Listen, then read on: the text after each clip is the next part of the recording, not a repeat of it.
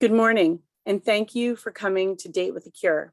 I'm Eugenia Welch, President of Alzheimer's San Diego.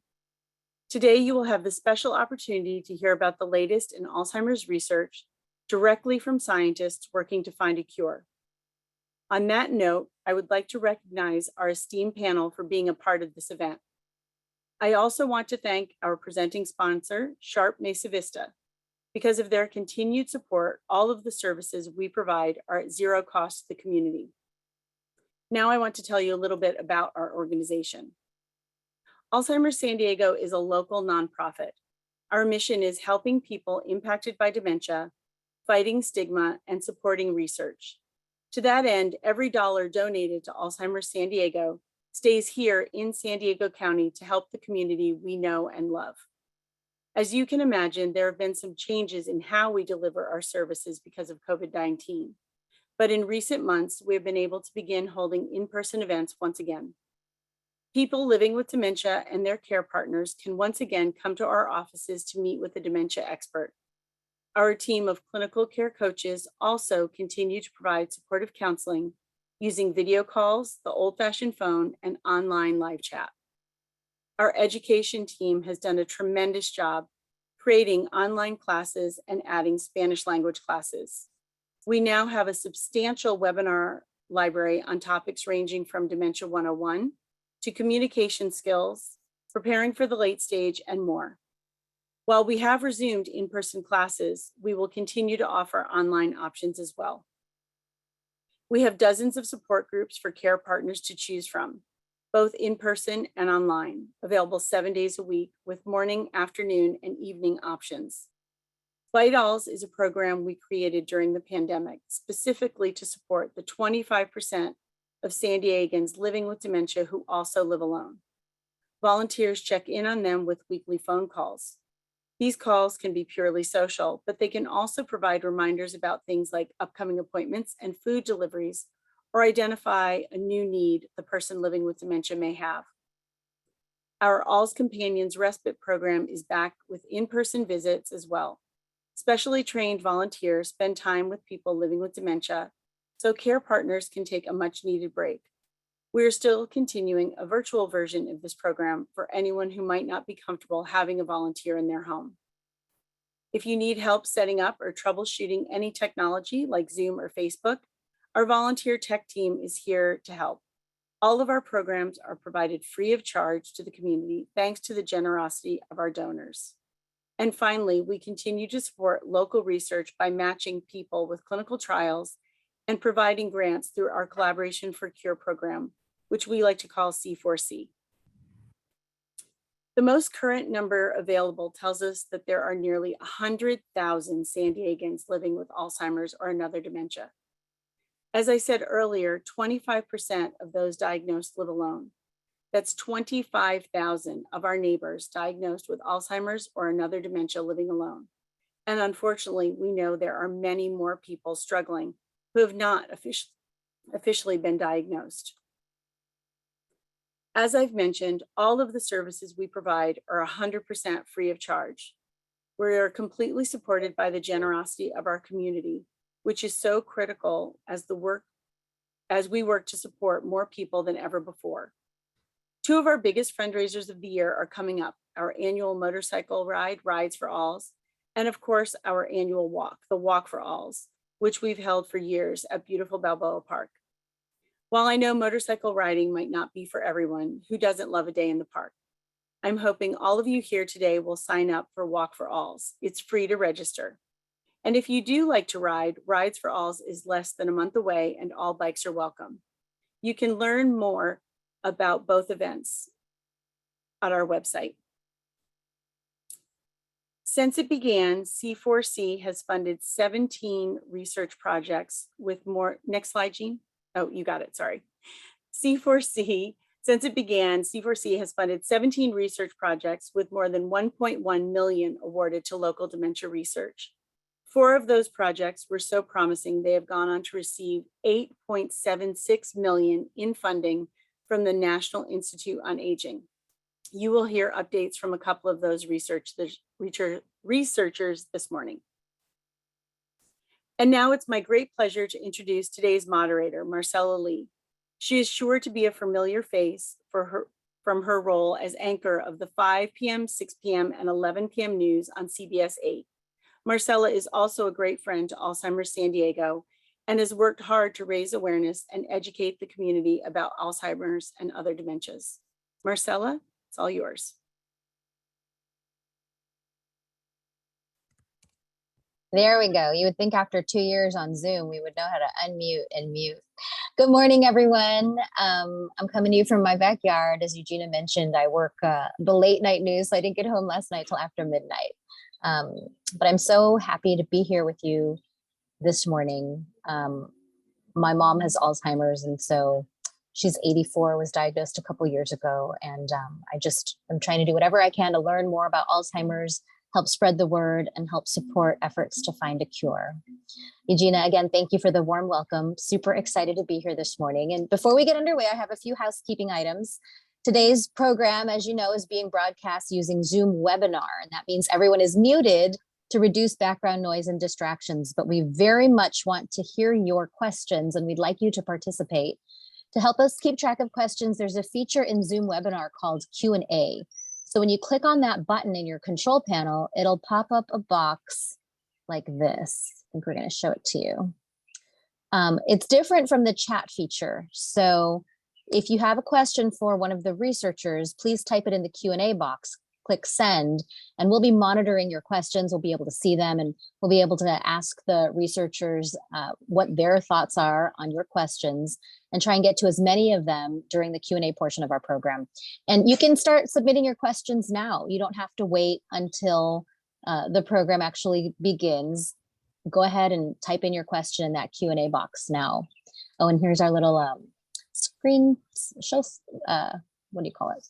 Slide presentation to go along with what I'm saying. All right, depending on what kind of device you're using and how big your screen is, the Q&A box may cover a part of the presentation. So you can always move that box to the side, or you can minimize it, and that way you can get the most maximum access on your screen to everything that's happening on here.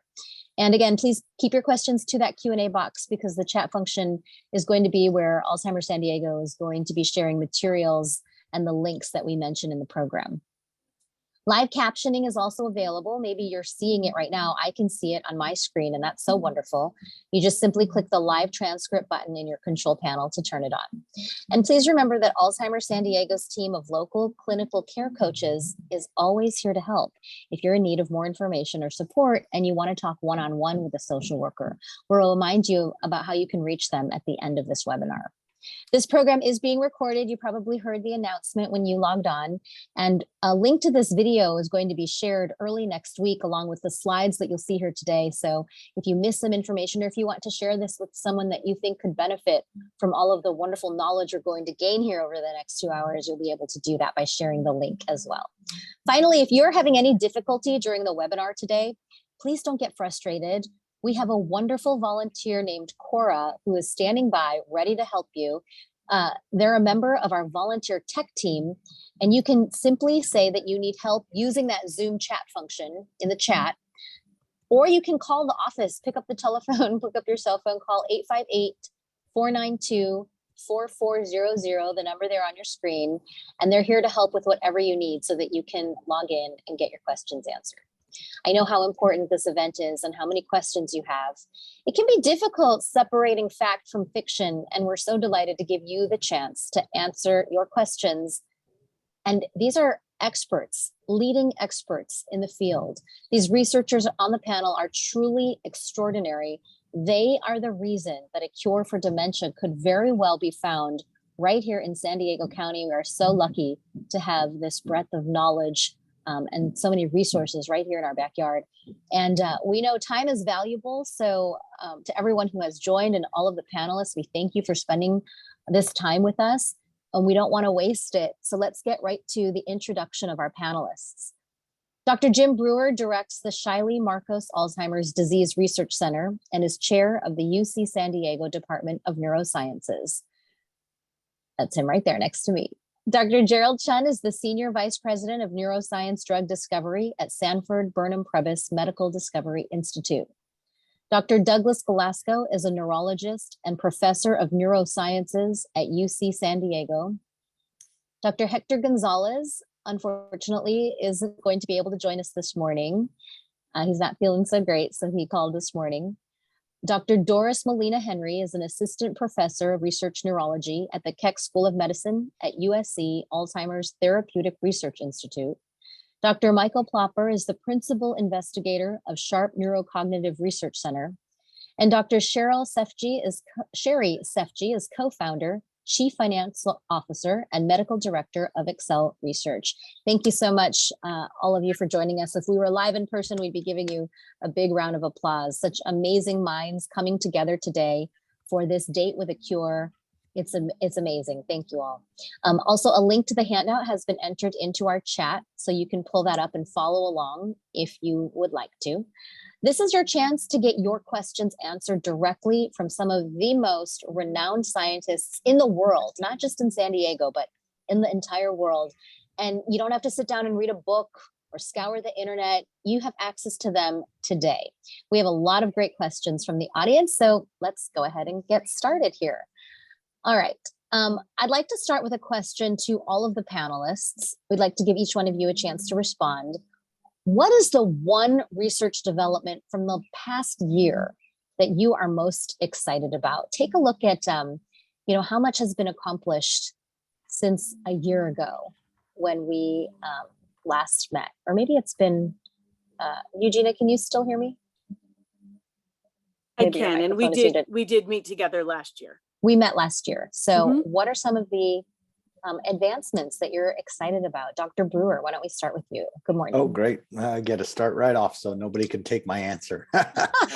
And first of all, I apologize about my lighting and my weird situation. I'm up in Vancouver ready to give a talk at the Society for Nuclear Medicine, where we're going to talk about some of the new imaging markers of Alzheimer's disease. And that's just me cheating because I'm very excited about new advances in imaging, but that's not the answer I'm going to use.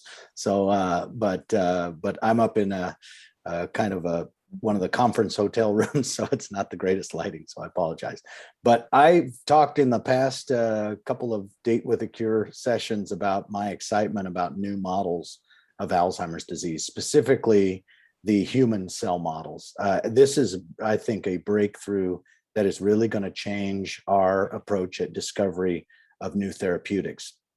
Up until now, we've been using mouse models, which have been great, and they've had their place in the field. But the ability with new genetic approaches and the ability to take skin cells and turn them into neurons, human skin cells from our patients, and turn them into nerve cells in the dish, allow us to look at this very human disease in human models. I think it's extraordinarily exciting. And the thing that I'm going to talk about from last year, because from this most recent year, is an additional advance that took place. And it's actually one of our own San Diego trained scientists, Jerome Mertens, who's been looking at the human cell models that retain the aging impacts, because a lot of times the transformation of a skin cell into a neuron requires taking it back to its almost infantile stage. Well, Jerome and his advisor, Rusty Gage, here in San Diego, developed an approach to change the skin cells directly into neurons without going through that infantile stage, so they retain the aging components. Now you can look at, in a human cell model, the differences of a young neuron and an elderly neuron. And that's been a major challenge in the field, to look at the impacts of aging. There are many reasons for that, but just simply waiting for a mouse to age long enough to truly have that very important aspect of Alzheimer's disease, which is the aging impact, just was not feasible for scientists trying to get their papers out and trying to do this on a 5-year cycle from the NIH. So the ability to now actually keep the aging factors in on these new models allows us to finally get at that very important component of the aging. And in the last year, Jerome Mertens came out with a very high profile paper showing that there are stresses that are causing the cell to lose its resilience with aging. So when we look at the very worst genetic mutations of Alzheimer's disease, the presenilin mutations and others, even those terrible mutations don't tend to take hold of the human patient until they're, at the earliest in their 30s, late 30s or 40s. So still, the person has made it until, their third decade or fourth decade of life without having any impacts of Alzheimer's disease. So what is the resilience that allowed the brain to be able to hold off that terrible mutation? And that's the kind of question we're finally getting at. We're learning from these new cell models that there are cellular pathways that just are not able to withstand that stress anymore. And that's, I think, going to be a real breakthrough. And I think we're really on a road to understand the impacts of aging in this disease. And it's because of these new models. Thanks very much for giving me the chance to talk about that. Yep, go ahead. Thank you so much. That is so fascinating. And, I do work at Channel 8, and I know we have a broad audience today, but an even wider reach at my station. And I'm going to be taking notes also through this webinar and, hopefully be able to do some stories about this to help educate the public about the research going on. Dr. Chun, let's turn to you now. What is the one development over the past year that you've been most excited about? Yes, thanks, Marcella. And hello, everyone. I wish we were in person, but we'll have to do with the Zooming for the time being. I think the things that we're most fascinated with are occurring within the single cells of the brain. And when we think of a brain, it's not like a chunk of meat. Everything's the same. In fact, you've got hundreds of billions with a B, hundreds of billions of different cells that constitute the brain. Excuse me. And these cells, it turns out, actually change their blueprint over time in many different ways. And so we're talking about distinct sequences of DNA that are altered from cell to cell and over time. And this type of work has continued by a number of labs around the world that has revealed additional changes that are taking place from single nucleotide variations. That's where you have the ATGC, the elements of DNA changing, as well as larger chunks of DNA that appear to be changing.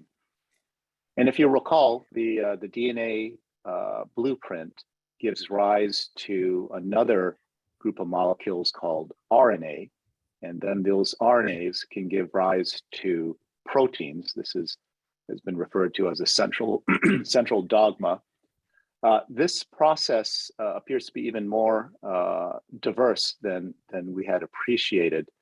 And so in a paper that was published late last year from our group with a really talented couple of graduate students, Carter Palmer, as well as Christine Liu, an analysis of these single brain cells from, in particular, Down syndrome, which was looking at a model for, you could call it a model for Alzheimer's disease in humans, since all Down syndrome individuals will get an Alzheimer's disease neuropathology by the time they're in their 40s or so. And what was found was that the numbers of genes seen at that RNA level with unusual sequences was enormous. Somewhere on the order of 8,000 genes that had never been seen before with that type of sequence. So it underscores that there's way more going on than we had originally appreciated. And that certainly has implications for the things that Jim just told you about. As one looks at cellular models, we need to understand what's in those models and then how they change and how they relate to the actual brain. So when you put that all together, it really gives you a lot of hope that we'll be able to understand some of the fine details of these new elements, as well as being able to assess them in more human models, getting them out of the mice, which no mouse gets Alzheimer's disease, not even an engineered mouse. So getting a better model to study these elements will be great. And I see that as something that's pretty proximal that'll be occurring in the next few years. Thank you. Thank you so much, Dr. Chun. It's amazing what we're learning as we move from experimenting on mice to now such a a wider range of study. Dr. Galasco, good morning to you. Please share the most exciting thing that you've seen happen over the last year. Good morning. So this is probably a continuation of something that we've seen emerging in the last 2 or 3 years, which is the ability of being able to use blood tests to identify brain pathology in people who have Alzheimer's disease. So a few years ago, some very sensitive methods were developed to be able to detect changes related to amyloid, which deposits in plaques in Alzheimer's, and also changes in the protein tau, which builds up in tangles. And we've been able to detect these through imaging methods and in cerebrospinal fluid. And a few years ago, some sensitive tests were developed enabling their detection in plasma. So we've seen a burgeoning of this research in the last year, and in particular, some very exciting newer developments have happened. One of these is trying to place these tests in a lineup or in an order. And it seems that the amyloid tests, depending on how they're measured, may be among the earliest ones where change can be detected in the blood. And then at some point close to where symptoms of Alzheimer's may begin, some of the tau blood tests in blood may start to increase. And so what we are seeing is more and more data from different groups and different studies about newer ways to measure the amyloid and tau proteins in blood. We have not yet seen an FDA-approved test, but there is a blood test that has received a certain designation by the FDA, allowing it to potentially undergo review at some stage soon. We've also seen these tests being deployed in clinical trials to try and help us to identify people who are appropriate for undergoing an Alzheimer therapeutic effort. We don't want to give Alzheimer therapy to people who have memory or other cognitive problems who don't have Alzheimer brain pathology. And the more efficiently we can try and determine what's going on in the brain, the better. So we are increasingly seeing blood tests being deployed as part of the way to screen people for consideration to participate in clinical trials. And then we're also seeing that some of these plasma biomarkers may be dynamic. By that, I mean that they might actually change over time according to how much active pathology is going on in the brain. And so we've seen some interesting results coming out of some of the therapeutic trials for Alzheimer's disease, where, for example, antibodies that are able to remove amyloid from the brain are able to also decrease levels of some of the tau biomarkers in the plasma. And so again, we're still away from figuring out whether anti-amyloid antibodies are going to become something that are very widely deployed. There may be other kinds of treatment, new approaches that that may work better or may work in tandem. But these blood-based biomarkers are providing us with a really exciting and hopefully in the future accessible set of tools to be used in research and then to transition into clinical care. So I'll stop there. Thanks very much. I think a lot of people want to know if there's an easy way to diagnose Alzheimer's. So the fact that this is being tested and could be something that we do routinely in screening in the future is really exciting. Thank you, Dr. Galasco. Dr. Doris Molina-Henry, good morning to you. Please share with us the one most exciting development that you've seen over the past year. Hi, Marcella. I want to echo Dr. Galasco's excitement. I think I do share his excitement in this advent of blood-based biomarkers from a slightly different perspective, or maybe I'll hone in on one of the perspectives that he brought up, and it's this idea that we might have an easier way to identify individuals that are at high risk for developing Alzheimer's disease, and being able to do so through a simple blood test that could be done in an array of places.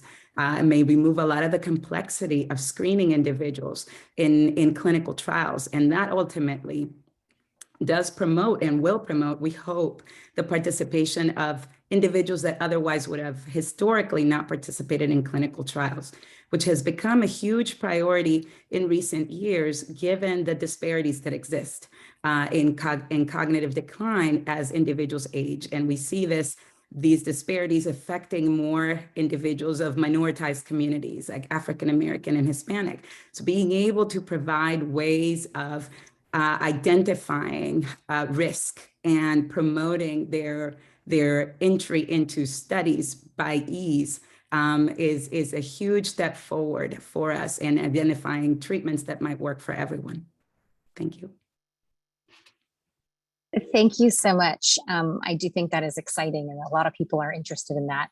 And I'm sorry, as we get farther down the list, you have to come up with different answers. I know part of the problem with Alzheimer's research is that there hasn't, it's been challenging to learn new things. So I think it's incredible that we're able to have a discussion about developments and ongoing work over the past year.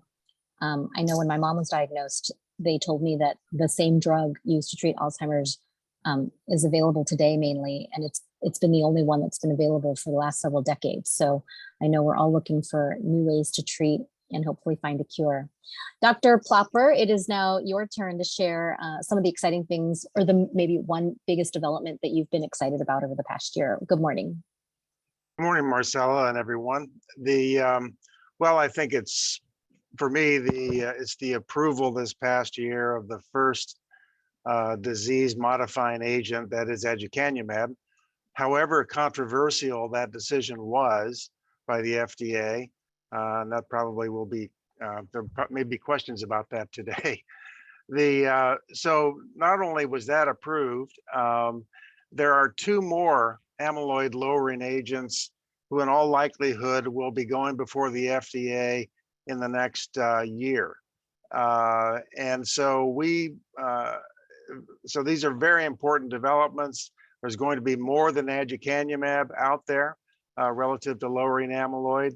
I think it's very important what was said about plasma biomarkers and how that can increase accessibility to trials. I'd like to echo those comments. The alternative is, in entering a trial for an amyloid lowering agent, is a PET scan. Now there is one other caveat to this approval and these potential other approvals, and that is that Medicare coverage is going to be limited for these drugs, and that's a decision that's been made in the past year, and I think it's extremely important in that the use of these drugs will be limited to clinical trials that are approved by the FDA, and so sort of limited coverage to some extent. And unfortunately, it's an advance of the information being provided about the other two drugs that will be coming out this coming year. And so they made this determination in advance of having the information, but we'll see how that all works out. That's a dynamic situation, I believe. But it's a very important question, obviously, in terms of how we will pay for the treatments that we develop in the next few years. Thank you. Thank you so much. That is another important element. These drugs can be very expensive. So thank you for highlighting that. And last but not least, of course, Dr. Sherry Sefji. And Dr. Sefji, you and I have communicated a little bit, and will continue to in the future, about what Dr. Plopper mentioned, aducanumab. If you'd like to talk about that, or something else that you've found as an exciting development over the past year, I'll let you have the floor now. Good morning. Morning, and thanks for having me here. I think there's no one, I would echo Dr. Plopper's excitement about aducanumab, just being that the first actually disease-modifying treatment in any disorder is exciting, regardless of the controversy about it. But what I think I'd like to just say I'm most excited about is the momentum. I'm on lots of forums, and it seems like several times a week, I get some blurb about new developments. And so whether it's the plasma biomarkers, or it's the new cell lines that they're able to utilize for research, the mouse models, The fact that pharmaceutical companies continue to do clinical trials, spend millions, if not billions of dollars, looking for new cures and treatments, as well as still, pharmaceutical companies are looking for treatments to help the people with Alzheimer's that we currently, we can't necessarily modify their disease, but we can help them live with the disorder.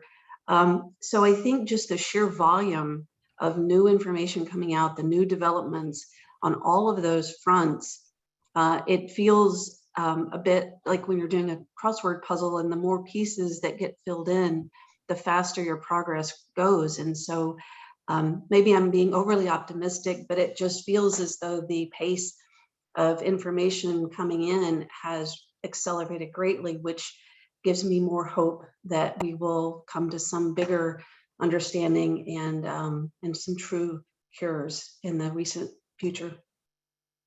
I love that. That was such a perfect way to wrap this first question up, because I do feel like there's a lot of excitement, and there does seem to be a lot of hope out there and advancements, thanks to all of you and the great minds that are working. And I love what you said, not maybe necessarily to reverse the course of the disease, but to at least allow people who are diagnosed to have a better life, better standard of living. And it's all very exciting. Thank you so much. I'm going to start with a personal question, and then we're monitoring all of your questions. But I think this is one that I've talked to a lot of people in my position whose parents have been diagnosed and who want to know, genetically, am I at higher risk because I have a parent that has been diagnosed with Alzheimer's? So I don't know who would like to answer. Just maybe pop in if you feel like you've got some insight on whether or not people like me should be more concerned than the average person because I have a parent diagnosed with the disease. Hi, so I'd be happy to take that. So there is a genetic component to Alzheimer's disease. Studies have suggested that this may be as strong as perhaps 60% or so. But nevertheless, it kind of varies from one person to another. So having a family member, parent, brother, or sister with Alzheimer's means that your own lifetime risk is probably higher than if you didn't have a relative with Alzheimer's disease. It doesn't mean that you are inevitably going to get Alzheimer's, and we don't have a really good way of putting a number onto that risk. We don't have a useful strategy as well for trying to say, gee, you should go and have genetic testing, and here's what you should do, depending on what your genetic testing shows. So the most common gene that causes, that is associated with late onset Alzheimer's is a gene for a protein called ApoE, and the ApoE4 variant increases one's lifetime risk for Alzheimer's disease. At the moment, we don't recommend that everybody who's out there and is worried go out and get tested for ApoE, because we can't put a precise number to how much the risk increases or changes. And we don't have any specific treatment that is ApoE dependent right now. If this changes in some way in future, then it might be relevant to do so. If you think you have a positive family history or whatever, it may be worth reading up or talking to people about things one could do regarding general brain health, although I think we all should be doing these anyway, regardless of any of our genetic connections to Alzheimer's disease. So there are things related to lifestyle, diet, sleep, medications, exercise, cognitive and social activity, and so forth, that would all be part of a brain health formula. So I'll stop there. Thank you, Dr. Glasgow. I kind of winced a little bit when you mentioned sleep, because I don't get enough. I think a lot of us who wear a lot of hats don't get enough sleep. The food and exercise, I think I'm okay with, but thank you for pointing that out. I think we all need to take action, right, to give us the best chance in the future of not developing Alzheimer's. So I thank you for that little push to get a little more sleep. All right, we're going to start with questions. Thank you for answering that personal one for me. We're going to go ahead and start with the questions from our participants. The first one is, what is the role, and I'm going to direct this to Dr. Chun, what is the role of neuroinflammation in Alzheimer's? Is it more important than amyloid? Dr. Chun? Sure. So neuroinflammation refers to the contribution from other cell types that are part of our immune system or have immunological links to the immune system. And these include cells that are known as microglia. And they also include the more classical immune cells that are known as B cells and T cells. And so this mixture, which is really quite complex, is you could say is orchestrated in a way that many of these elements are probably normally functioning to do things like removing unwanted debris from your brain. In the case of microglia, they're referred to as phagocytes, where they can chomp up junk and then they can get rid of it. So that side of neuroinflammation is quite well documented. There are some genetic signals that indicate that disrupting these processes can be bad. And so it's undoubtedly an important part of how Alzheimer's disease progresses. The exact temporal role for what happens when, as you already heard both from a number of the speakers, including Dr. Glasgow, it probably is going to be one where we don't quite understand how the accumulation and then removal of these elements, such as amyloid or tau fibrils, how that removal would impact the disease process itself. So at this stage, it's clear that we do have these non-brain immune type interactions that are occurring in the brain. Exactly how they impact the disease is still not well defined. And so it's, I'd say, a mechanism for the future that could be accessed for therapeutics. But at this point, we don't know enough about it to really design something. And certainly there's not been any approved agent targeting these cells or molecules that's available at this point. Thank you, I'll Dr. just Chun. Yes, I was going to say, open it up. Let's open it up. Very Yes, thank you. very exciting area. Certainly a lot of work going on in San Diego about this topic. And one of the really interesting, I don't know, other factors is that we're finding that a lot of the genetic mutations that are increasing risk for Alzheimer's disease is affecting these neuroinflammation pathways. So it's a really compelling story, and more to come. That may be next year's hot topic. Can you just talk a little bit more in general about neuroinflammation? So like what? So it's interesting that the brain has, and probably throughout evolution, the brain had to develop a lot of approaches to keep infections at bay.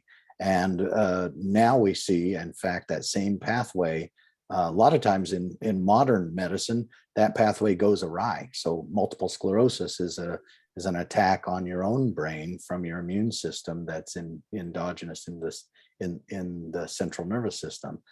We see a lot of rheumatological disorders. We see cancer sometimes setting off this neuroinflammation pathway that can be harmful to brain function.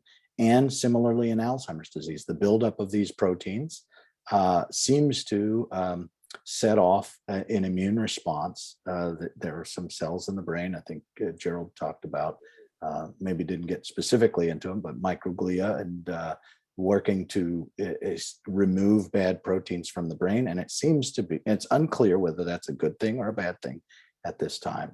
But the brain definitely does get activated microglia is the term for these for this attack upon the protein and trying to clear out the amyloid from the brain. And you see these microglia change into angrier or seem to be unhappy cells when the a process is triggered, and we're trying to learn whether that is a good thing or a bad thing. Okay. Sounds bad, right? If they're angry. So thank you for Well, thank you for I call them researching that. angry. I'm mean, just maybe trying others to. would say otherwise. They call them, they No. call them activated microglia.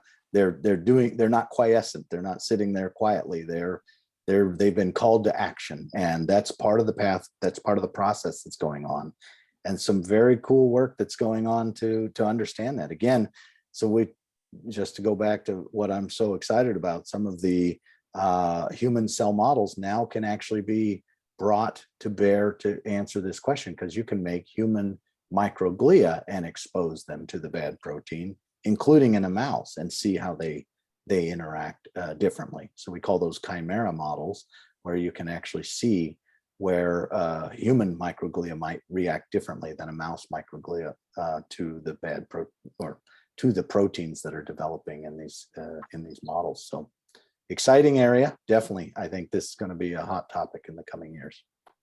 Yeah, I'll add. Yeah. Go ahead, Marcella. No, Yeah. I was just going to say, what I find it so fascinating is that you're speaking, you all, our panelists, you're obviously very, knowledgeable in all of these topics, and the rest of us may not be. And what you are also able to do beautifully is kind of explain it in ways that we can understand and try and take action in our own bodies, like maybe kind of visualize what's happening in the brain and try and make choices, whether or not it'll help or not, but healthy choices to maybe prevent one of these elements from, triggering an angry response, for instance. But go ahead, Dr. Chun. Yeah, and I think Jim's really captured some of the complexities. You can think of these microglia as something that's cleaning up debris. And again, we also call them macrophages. You may have heard that word before. They're cells that are specialists at chomping things up from particularly the extracellular environment.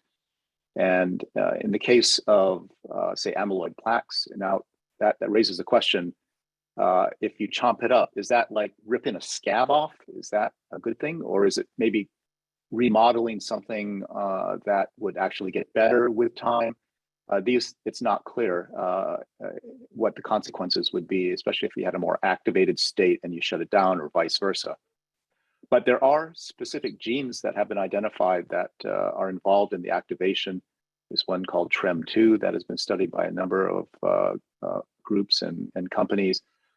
There's a transcription factor called RUNX1, and that also produces activation of these microglia. And interestingly enough, it also has effects on the normal immune system and can be involved in what are known as translocations, or changes in DNA that occurs in the immune system.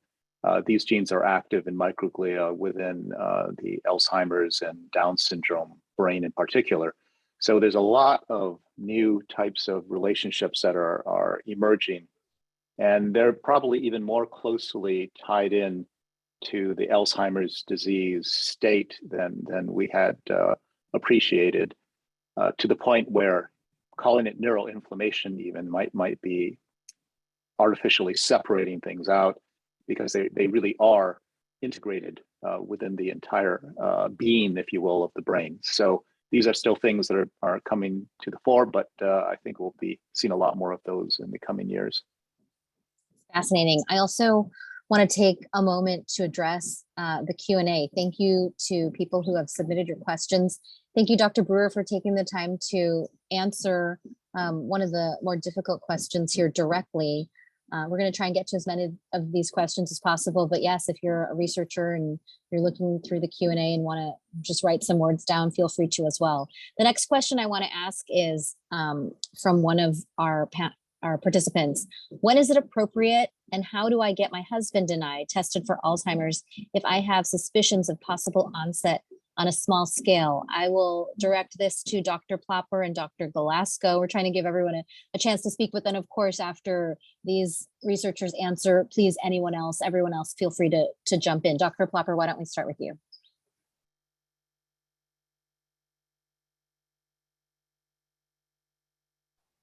Unmute yourself, Dr. Plopper.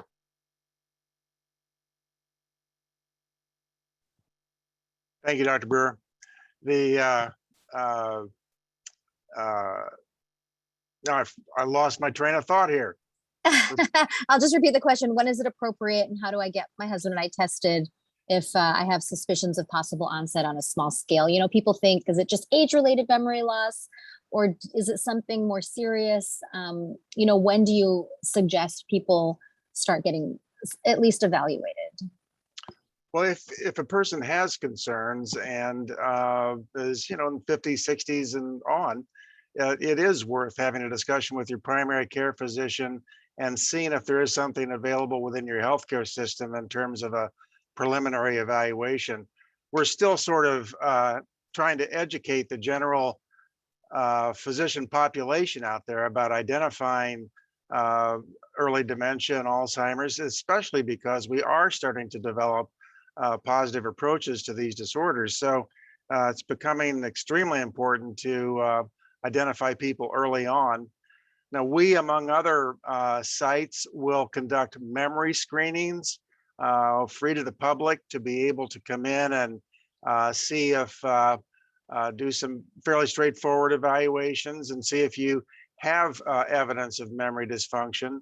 And if so, to be able to make recommendations to you about how to proceed, including the possibility of participating in clinical trials. One of the advantages of doing that is the accessibility of medical care and attention that you might not otherwise get in the community as you begin to address the possibility of having an early dementia and wanting to do something about it.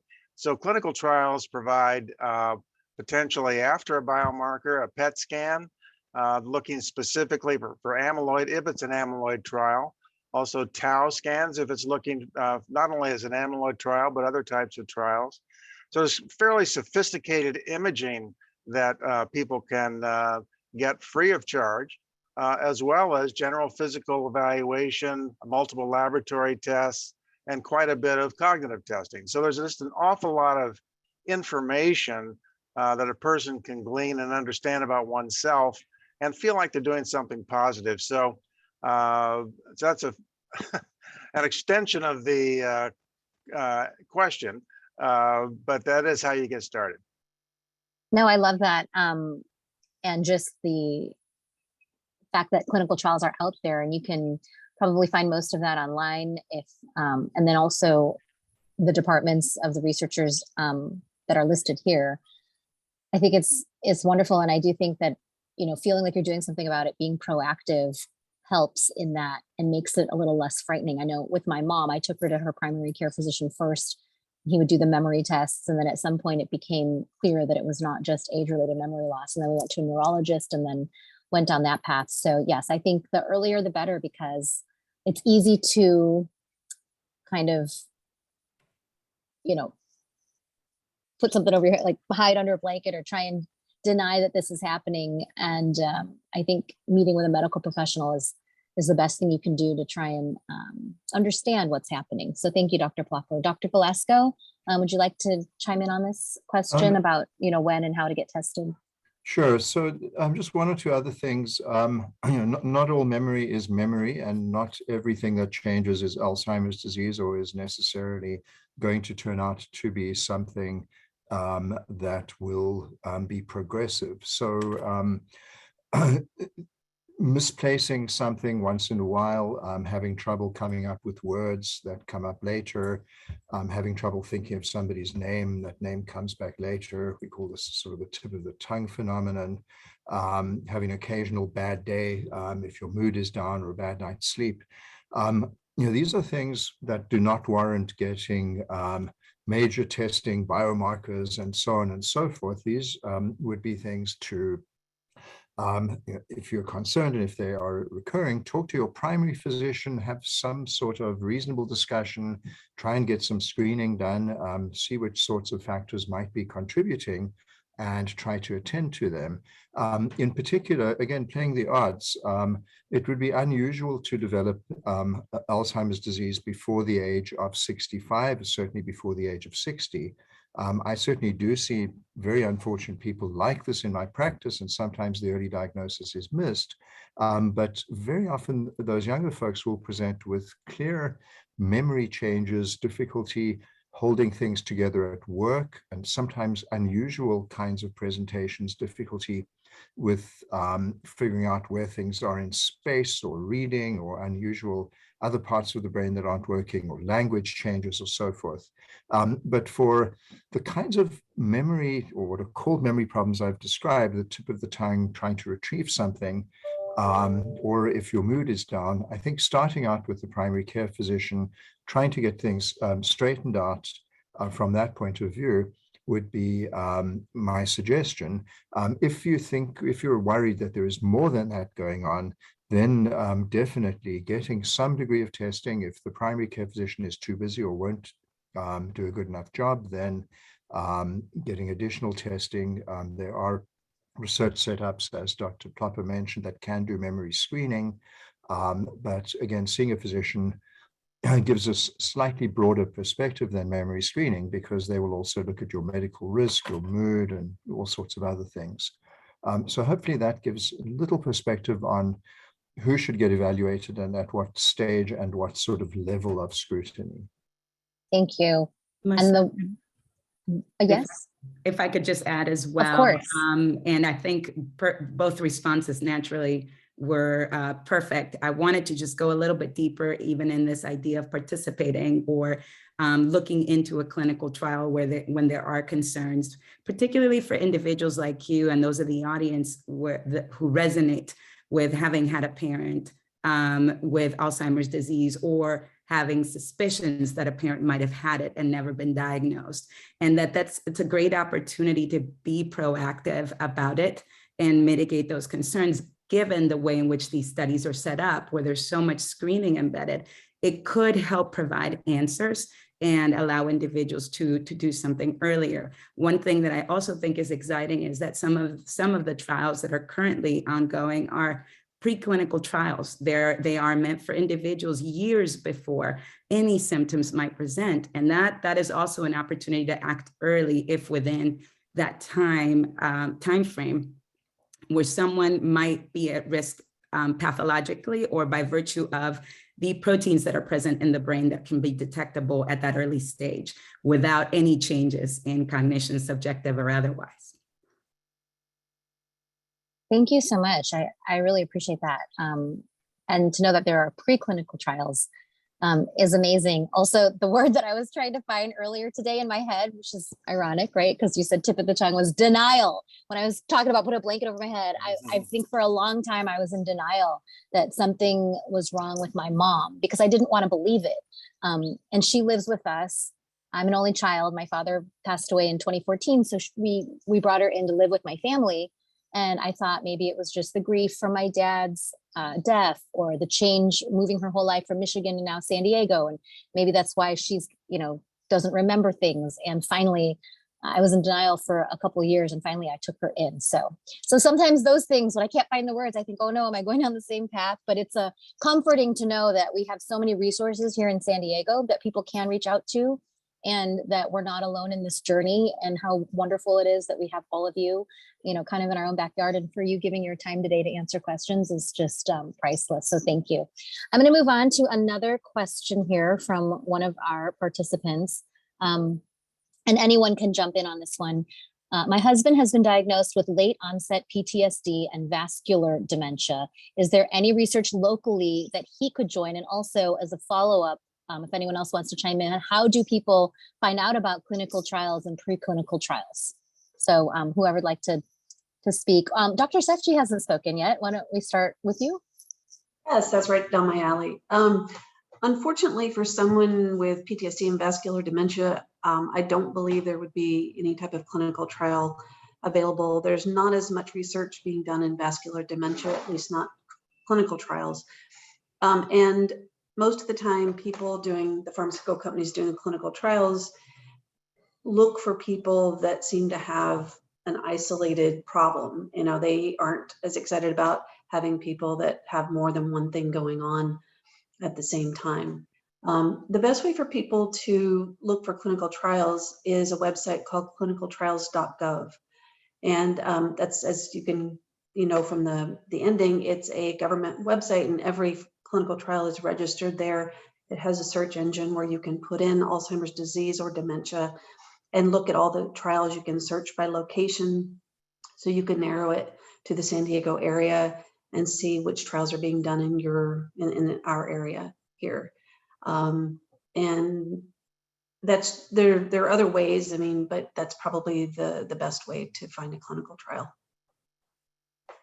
And I agree with Dr. Sofji. I just wanted to add that the groups locally have been collaborating carefully to kind of make sure that we shuttle the contacts who have interest in research to the available resources. So Alzheimer's San Diego is a great place to communicate with and say, hey, I'm interested in research.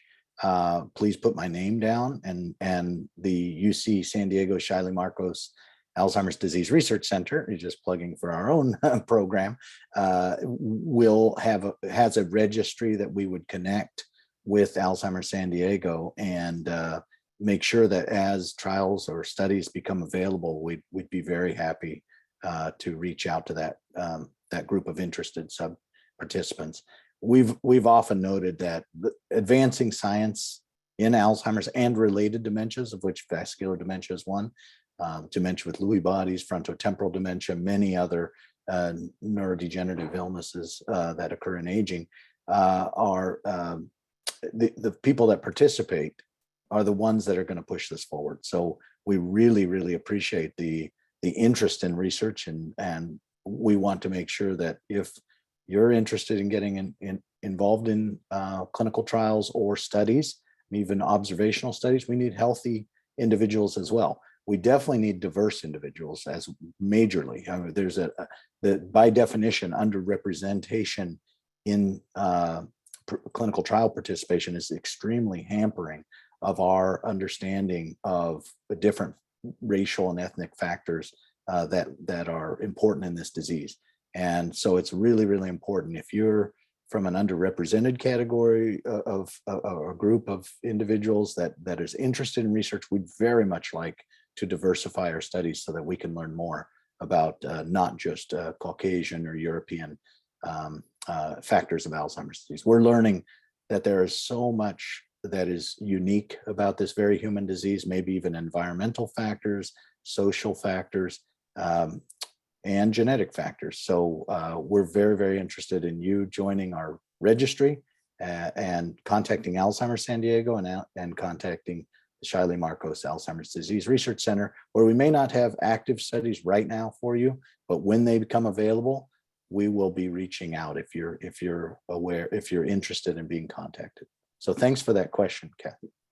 Dr. Brewer, I'm just going to put it out there in the public forum. I know I've talked to a lot of people who say they might not want to know if they're at a higher risk because they just want to live life happily until maybe something happens. I personally would want to know because I feel like if there's knowledge, for me, there would be power in me maybe trying to make different choices. And so I know you and I talked a year ago and boom, a whole year has passed. So I'm just going to put it out there that if there's any type of preclinical trial or clinical trial, I would like to be included because I think, using the platform of what I do for a living, I can have a broader reach and maybe encourage other people to step forward. That's why my mom shared her story a couple of years ago. It was really difficult for me to do and take a look at what was our family journey. But so many people reached out to me and said, because of that, they sought help or they reached out. And so, if there's anything that I can do to help the next generation, I'm so right there. And so that is super. And you're a hero for advancing the science in this way. Some of these studies are not comfortable. Some of them require, cognitive testing, and you say, well, I'm spending a lot of time taxing my brain and coming in sometimes yearly and maybe even getting some blood tests and things like that. It's fantastic that we have people like you interested in participating. And last year, I think we said, you're too young, and I know you're Yeah. still too young, but that does not mean, in fact, now we've got studies. And so please enter our registry, because Okay. now we have studies that will take younger individuals. Howard Feldman, who's not here, is running a study on lifestyle interventions, or getting ready to ramp up things about all kinds of non-invasive kind of exercise and other sleep modulation, all kinds of other factors that if he were here, he would say, quote the data that says, I believe it's up as much as 40% of the dementia risk is modifiable based on lifestyle. And so he's very Wow. much interested in determining those factors and applying them as soon as possible in clinical practice. And already the Alzheimer's Disease Cooperative Study has at UC San Diego has reported out, some of the impacts of social engagement and aerobic exercise. And so these are very important factors we're going to learn more about. It's different than the drugs, but the drugs are important, and the lifestyle intervention is important. So I think our next question is going to be about one of the drugs, which would be interesting. I think. Yeah. Well, I mean, if people in the middle age category can start acting now, then maybe in 10, 20, 30 years, we won't have as many people, perhaps like my mom. I remember her doing a lot of what I do these days, which is staying up late, not getting enough sleep. And I don't want, when I see my mom missing, I mean, she's very present and in the moment, but then 5 minutes later, she can't remember what happened, but she's very happy and joyful. So I feel lucky, because I've heard that other people maybe have personality changes. And so far my mom's pretty happy, but I look at how she is with me and my kids, and I don't want to be, I want to be able to enjoy life with my kids and future grandkids, but also remember and retain that. And so if there's anything I can do now, and the rest of the people watching, if there's stuff that we can do now to prevent that from happening later, I think that's just would be such a gift. Does anyone else want to talk about the clinical trials, or how can people in underrepresented communities, how can we do outreach perhaps to those people so they can learn about clinical trials? And we're going to share this webinar in its entirety on our website, CBSH, try and get the greatest reach, and Alzheimer's San Diego will as well. Dr. Molina Henry, yes, go ahead. Yes, and I think I'll follow on what Dr. Brewer was saying. We also have a registry that is the Alzheimer's Prevention Trials. It's an observational study where you can be assessed on a quarterly basis through two assessments, just to give us an idea of what the status of your cognition is. That one's a lot more open in the sense that individuals who are younger can still enroll. And if there is a trial that becomes available, they can also participate in a trial that they might be eligible for. Outreach to underrepresented groups is kind of the work that we are doing right now. It's one of the things that has become front and center in the field as well. It's not necessarily just evaluating and testing investigational treatments or other interventions, be it lifestyle or other, but also making sure that representation is there. And I think we have to rely more on the word of mouth, the community outreach, the partnerships, and in community work where possible. I think we're seeing more work that is being done at the community. We've discussed the blood-based biomarkers as an opportunity as well, to be able to determine whether individuals are eligible without, hopefully in the future, the burden of all the other assessments that have come with it. Naturally, as different interventions are tested, that may require different assessments, and we have a ways to go, but it is exciting to see the continual movement towards that, and towards being more inclusive, to having trials that are much more inclusive for all populations. I'll add just a couple of words there that this has real meaning. Much of the data and much of our understanding of even mechanisms have come from a predominantly Caucasian population. And so even if you look at the most famous of the risk factors, I'm not talking about causality, but risk factors that you heard from Dr. Glasgow, the ApoE4, that relationship actually becomes less compelling in looking at some of the Hispanic populations that are out there. And it's likely that as we know more, some other elements will emerge, and some that were very important for one group will not be as important in others. And that's only going to come from the participation of these groups in these clinical trials. And similarly, you've heard about the biomarkers in blood, and these are really important, and they're going to improve our trials. And they'll also add to our understanding, because there, for example, are many, many cases of individuals that have plaque, have amyloid, but seem to be pretty normal. And that's given rise to a lot of debate in the field, including in the therapeutic side, about whether that is the primary mechanism. And all of this will be aided by participation within the trials. I think one last element that is worth keeping in mind is we do need to get access to individual brain samples over time. And so for those persons that have reached a terminal stage, the gift of those brains cannot be understated. And this has been, I think, underscored by actual analyses by neuropathologists who have looked, for example, at Alzheimer's disease brain. And it turns out that in over 50% of the cases, one sees other disease entities within those Alzheimer's disease dementia brains, such as Lewy body, such as vascular, et cetera. And this is very, very important because, of course, to a clinical presentation, you come out as, say, having dementia, but maybe it's not just Alzheimer's, maybe it's something else, and that would affect how you treat it. So all of that is so important for getting participation of different groups, as well as having access to gifts of brain tissue that can be actually obtained, or one can gift these through, for example, UCSD has a body donation program, and then the Shiley Marcos Center at ADRC has ways of donating these too. And that is a very critical part of the entire effort to understand and treat Alzheimer's disease. Thanks. Just Cheryl, quickly, for mentioning that.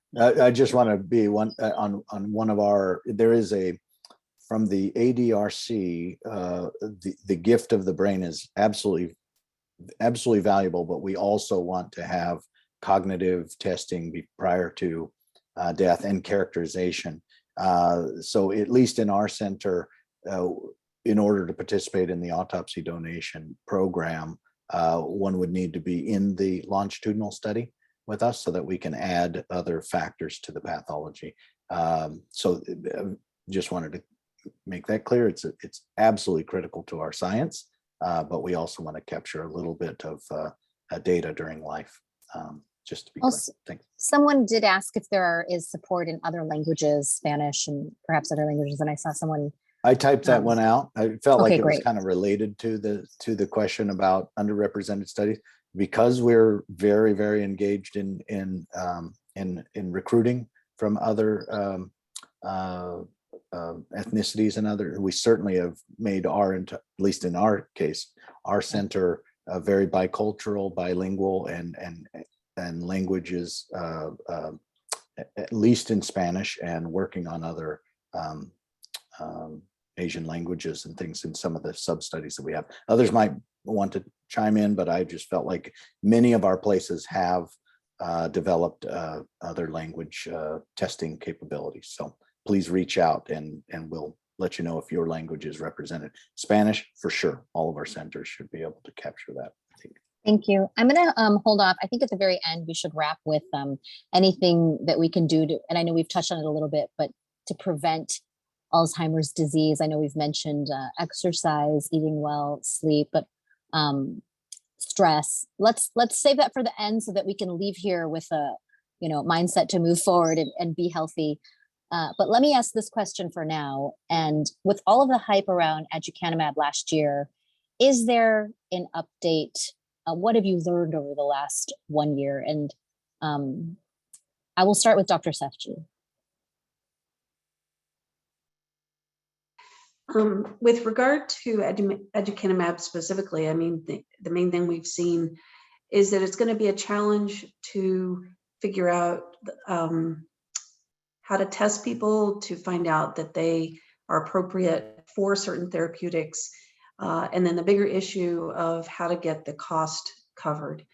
I think that it's still early with regard to seeing how it's going to play out. I know that there are people that have been taking aducanumab for a couple of years now, that it really does seem to help, but it's obviously not a drug that everyone should take. And insurance companies are still lagging in terms of being willing to cover the amyloid PET scans that are necessary. So until we have better tests, easier tests, cheaper tests, that's still the gold standard and what a person would need to undergo prior to deciding if aducanumab is an appropriate treatment for them.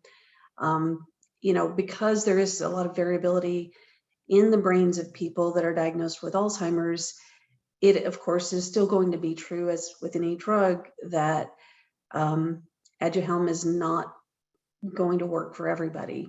But I think the fact that it does work, it appears to work for some people, still makes it a very viable treatment. And I hope that we can kind of work, the government and insurance companies to getting a direct path so that we can test people, say, yes, this is appropriate, and then find a way to get them the medication.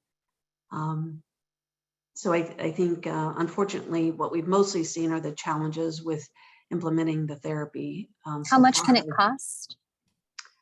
I don't know that off the top of my head. Okay. Does anyone else know? $54,000 is the price that was described, but that is a price that does not include having amyloid PET scans, MRIs, perhaps additional costs from the infusion center. So, if somebody wants to pay for aducanumab out of pocket, I would encourage them to be aware of all of these potential costs, and also to be aware of the potential risk of taking aducanumab, which is that there can be brain hemorrhages or brain inflammation. These are called ARIA, which is short for a kind of picture that we can see on an MRI. So right now we're in sort of a state of kind of playing a waiting game to see what Biogen comes up with regards to designing a clinical trial, because the CMS, who pays for drugs under Medicare, said that they would only permit Aduhelm to be covered under a formal clinical trial. And so far, we have not seen the design or anything like that. And we don't know, for example, if this would be a trial that would involve the active drug and a placebo, or just the active drug. So we're kind of waiting and seeing what will happen there. In the meantime, there are actually three other drugs that are on a similar fast track status. They have not received the same degree of what was called accelerated approval by the FDA, but there are three other amyloid engaging antibodies that all did something to get rid of amyloid in clinical trials, and that all were associated with some degree of slowing of clinical progression, although the question in many people's minds is, how much slowing is there? Is this enough to make a difference? And is this going to generalize into a really strong effect as we test more and more people? Anyone else wish to talk about aducanumab or any of the other drugs on the forefront? I know that someone asked about, and I know that, thank you so much. I'm reading through the Q&A for responding to some of these. There's someone talked about a new drug, BMS 984923, Aricept.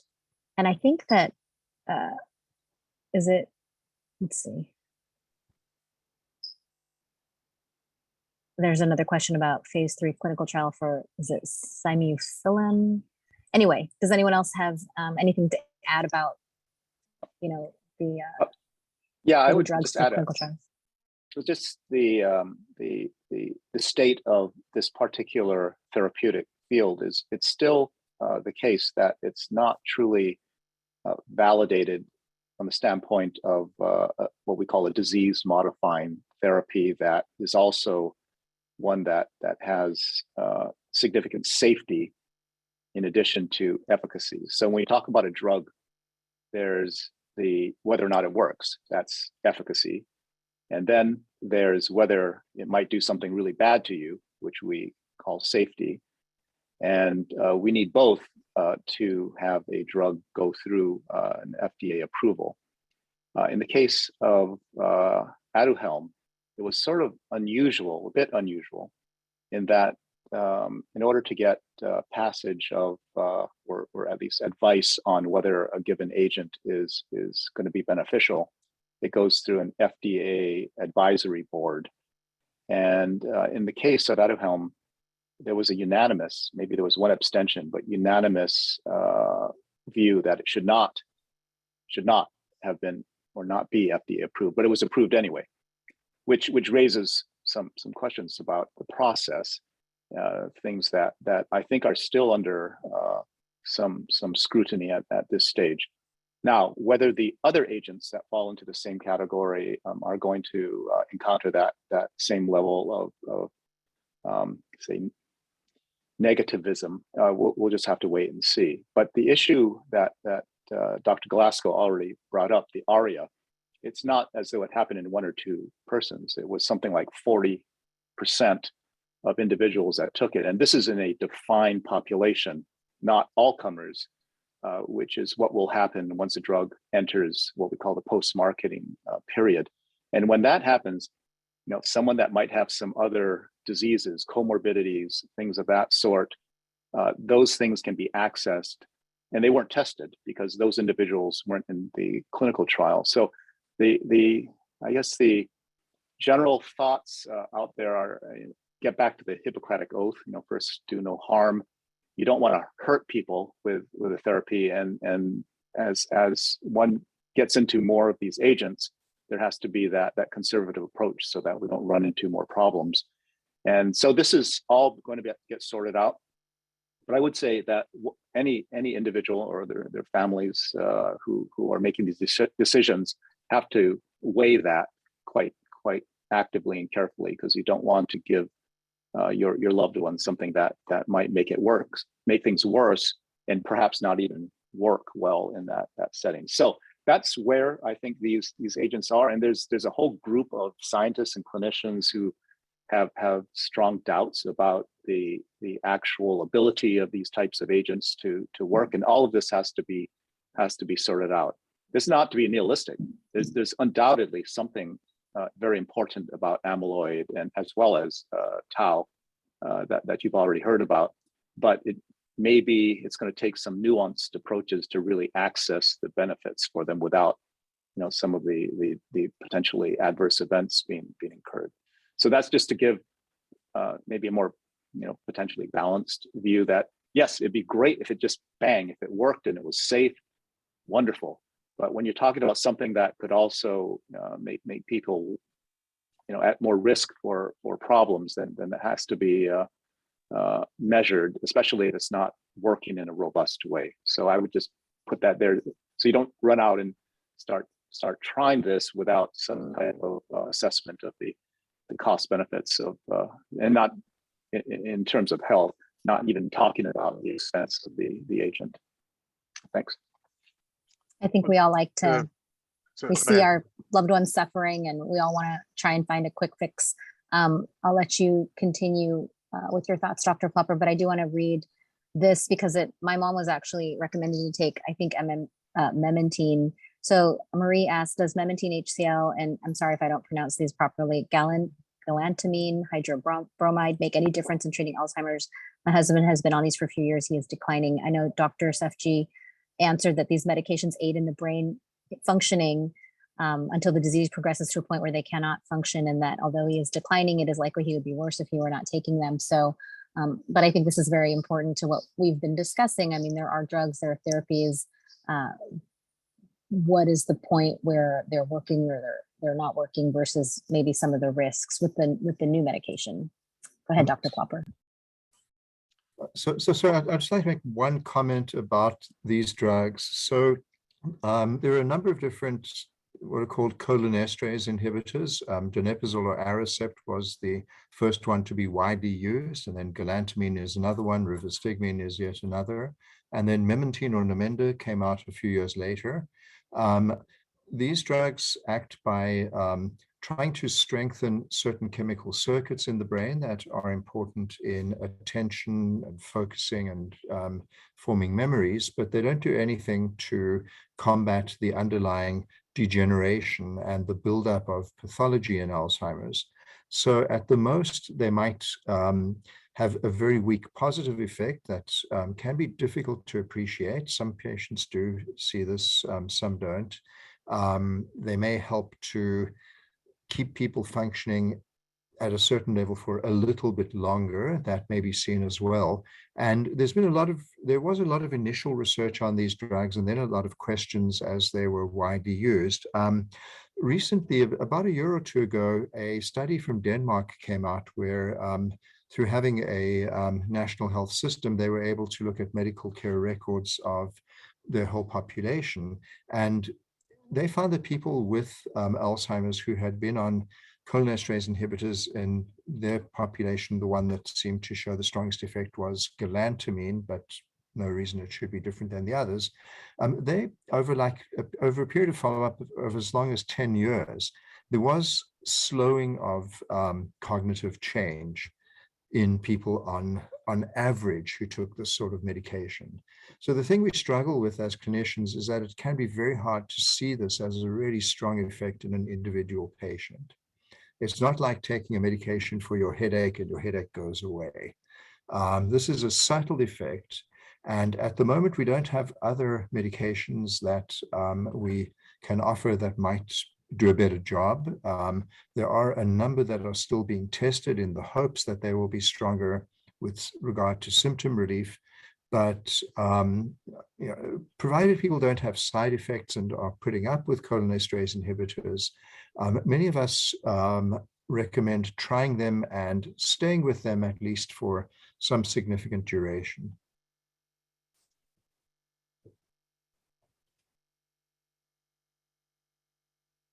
Would anyone else like to comment on that? All right, so I thought this was interesting. Joe Powers asked, are meds for Alzheimer's taken from human cells, acquired from abortion? Typically modern studies transform adult human skin cells into neurons. That wasn't the question I was thinking of. The one that was talking about, are there animal models that do exhibit Alzheimer's that are being used in research? And Dr. Brewer answered, there are other species. Dr. Brewer, why don't you answer that? Because I thought that was fascinating about Alzheimer's disease in particular. Yeah, I mean, we've often, there've been discussion like beagles and other primates. Of course, it's with higher order animals is, we need to have very high justification to be able to use these animals in research. So it has not risen to the level typically that we think that form of Alzheimer's is or what might be called similar pathologies to Alzheimer's that developed in aged non-human primates would be similar enough to the human disease that it's worth putting it into a model. And also a lot of times we need to genetically manipulate the animal model in order to get the types of pathologies in place. So in these natural models, it's much less practical to try to study that. But the research that has been done has seen that it's not quite the same. You're not seeing the same levels of tau. You're not seeing the same kind of deposition of amyloid. You're seeing it maybe more in the vessels. So it just does not seem to recapitulate the disease that we see in humans. And I mentioned in my answer that was typed, this may be a number of factors that are part of that. The humans may be living much longer than what the brains of species are meant to withstand the aging stresses. And that's why it's one of the areas that I'm very interested in looking at. What are the energy stresses that aging brings onto cells? And at least in my looking at the literature, the animal models where you might see some of this pathology in the age status of non-human primates, it just doesn't mirror what you see in humans. So it's not been as valuable of a model to study. So I guess that was it. And you also don't have the same psychosocial factors and stresses that might be impacting the pathology that we see in humans. So at least my take, and that's why I put the caveat, at least that's my view on it. I didn't say that may not be other people's view on it, but my view is that this is a uniquely human disease that is not recapitulated in other animals. Let me ask Dr. Melina Henry a participant's question. It says, Dr., and I don't know if you're familiar, if all of you are familiar with this, you can all chime in. Dr. Dale Bredinson wrote, "The first survivors of Alzheimer's. Are his claims of reversing dementia in Alz true? Can what he's outlined in the book actually work?" I mean, I think a lot of people in my position or who've been diagnosed with Alzheimer's want to know if there's something they can do to reverse the process. And also if there's anything, and I guess we've got about a half an hour left, and I think a lot of people are interested in this. Are there things we can do now specific things to try and prevent the onset of the disease? So Dr. Melina Henry? Sure. I'm not familiar with the book, so I'll be honest with that. And I can probably speak to some of this, but I think that there are others in this space that probably have even more familiarity with that. I think that that's not necessarily been confirmed. I think we understand that this is a progressive disorder. We have seen in instances where individuals may display some improvement in cognition that may be reflective of other changes and then may be temporary. We've also seen instances where individuals display the pathology postmortem and not necessarily have incurred in some of the symptoms that are typically associated with individuals that have Alzheimer's disease.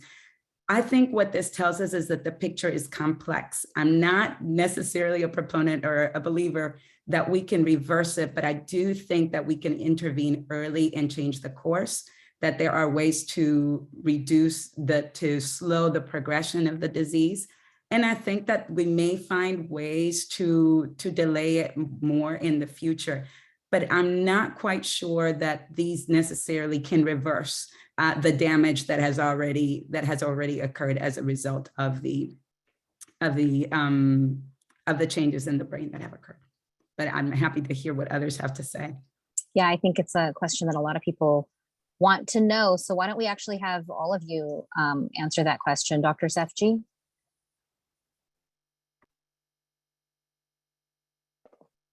I'm sorry, I was looking at the questions in the chat.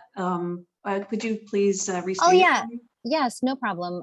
Thank you, everyone, for being active and engaging with our participants. That means so much to them and to me, because it's hard to get everyone's answers verbally. And so I really appreciate that you're all engaged there. But the question was, someone had mentioned a book by a Dr. Dale Bredinson, The First Survivors of Alzheimer's, where he claims, I've not read the book, but apparently he claims that there's a way to reverse dementia and Alzheimer's. And so I wanted to ask each of you about that and what you know about reversing Alzheimer's and dementia. And then also, if you want to speak to what people can do moving forward to help reduce, is stress a factor? We've talked about it a little bit: health, exercise, sleep. Sure, yeah. So go ahead. That's what I thought we were talking about. So as far as I'm aware, I'm like Dr. Melina Henry. As far as I'm aware, there's no evidence that anyone's been able to document of actually reversing once damage has actually happened in the brain. So not to be negative about that, but I think, just to highlight that prevention and intervening early is our best chance at stopping Alzheimer's disease.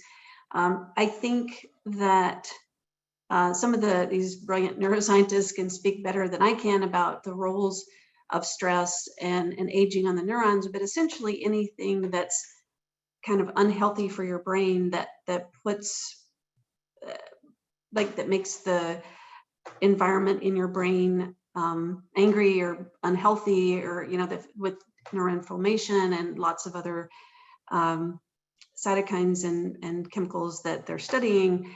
All of those things come together to create the damage that we see as the pathology in Alzheimer's. And the disease modifying treatments that are being studied, when they remove the tau or the amyloid plaques, part of the problem is that the damage has already been done to the underlying neurons. And so it's good if you can prevent more plaque from forming. And we don't yet know, honestly, the role of removing the plaque. It just, say even if you prevent any further tau and amyloid pathology from occurring, we still don't know how to reverse or if it's even possible to reverse the damage. Some of that is that the studies just have not been done because it is very difficult to study the brain while it's alive. We still have limited technologies, which, part of the exciting developments is that they're finding new ways to study someone's brain while they're alive and look at these factors. So I think it's possible. The body has an amazing ability to heal itself. We just don't know how to demonstrate that scientifically yet, or not in ways that are obvious, mostly because it also probably takes a lot of time. Yes, the brain could heal itself, but it might take several years, and very few studies go on that long, even if we knew how to necessarily measure those positive regeneration or somehow, reversal of damages. I like what you said, giving hope that the body does have, an ability to heal itself. We can just kind of direct it in the right way. Dr. Plopper, go ahead and chime in. I don't know if you're familiar with the book, but I think the main question is, can, Alzheimer's and dementia, has there been any historical accounts of it being reversed, and what can we do to try and prevent it now? I've not read that book, and from what I know, however, I wouldn't pay a lot of attention to it. I echo the sentiments that we really can't, as far as we know today, reverse the consequences of the Alzheimer's-like processes once they've fully developed.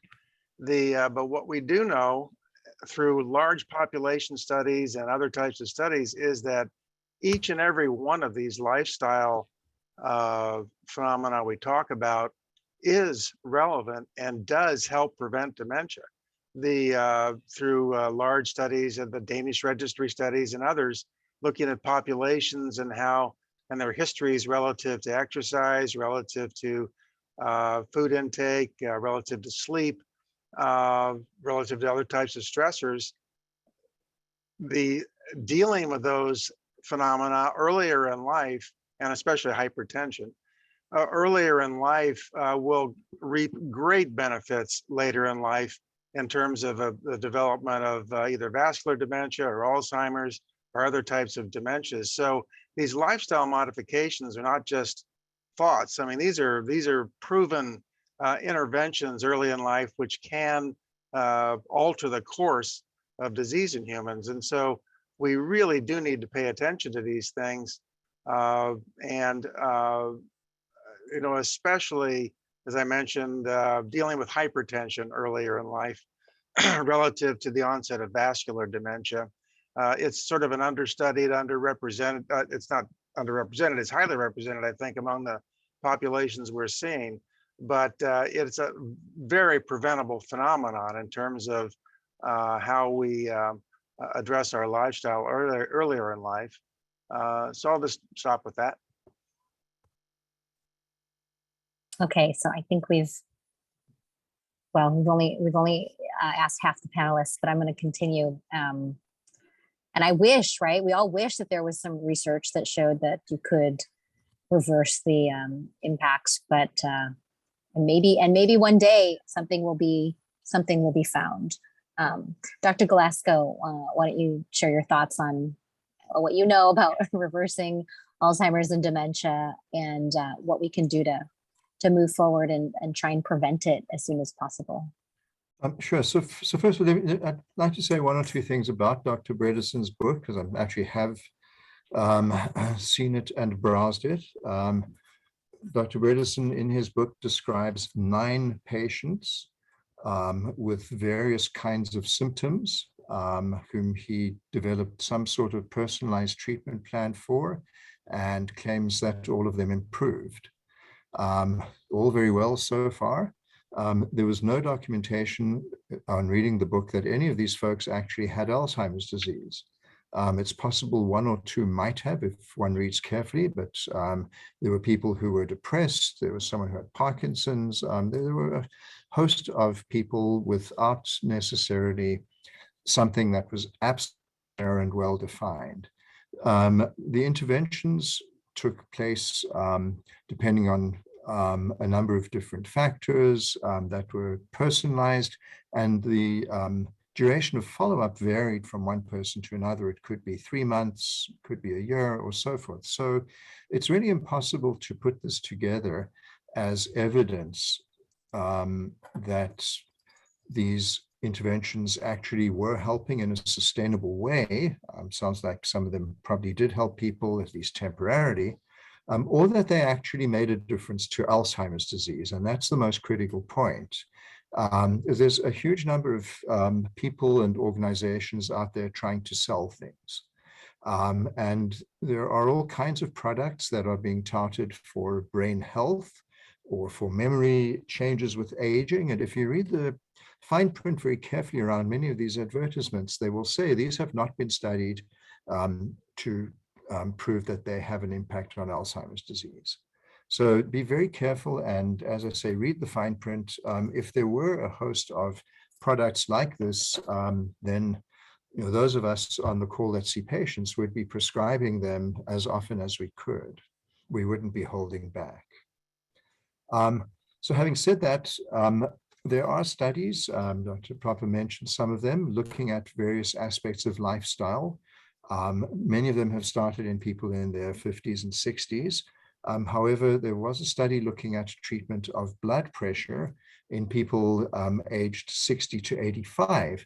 And this reduced all kinds of bad outcomes, heart attacks, strokes, and it also slowed or reduced the impact of blood pressure changes on the brain. So high blood pressure is one of the things that really can be treated in a very meaningful and impactful way in everybody. And this won't necessarily prevent Alzheimer's disease, but some people can have Alzheimer's disease pathology and shrug it off and never show any consequence.